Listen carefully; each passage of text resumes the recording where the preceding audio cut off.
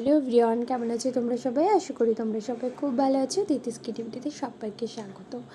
তো আজকে চলে এসেছি তোমাদের সাথে দুর্গা পিসটার কালার মেকিং শেয়ার করার জন্য।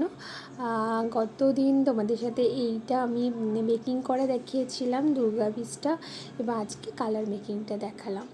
টার্সেলটা দেখাও ভাবি, কিন্তু সত্যি বিশ্বাস করো দেখানোর মতো টাইম হয়ে ওঠে না। কারণ কি, আমি যে কীভাবে মানে কাজগুলো করি তুমি জানো না। মানে আমার ছেলে খুব দুষ্টু করে, বারবার এটা ওটা মানে নিয়ে নেয়, তো সেই কারণে খুব মুশকিলে খুব ধীরেভাবে তাড়াহুড়ো করে বানাতে হয় জিনিস। মানে তাসলিংগুলো যখন করি তখন একটু অল্প সময় থাকে, তো সেই টাইমটাই আমি টুকটুক করে বানাতে থাকি। কারণ কি, ভিডিও শ্যুট করার সময় হয়ে ওঠে না সে কারণে।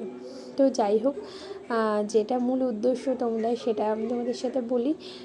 যেটা হলো আজকে কিছু তোমাদের সাথে শেয়ার করতে চাই।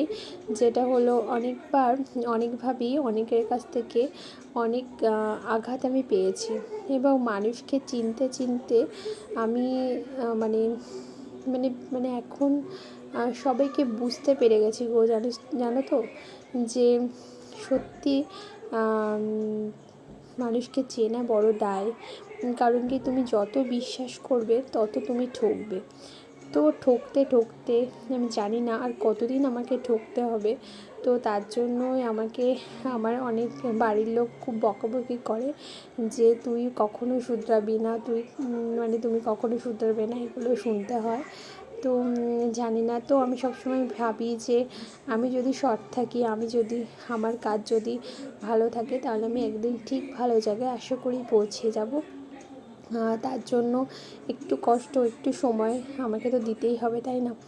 তো এইভাবে আবার একবার ঠকে গেলাম। তো সব কিছু ডিটেলসে আর বলতে পারছি না।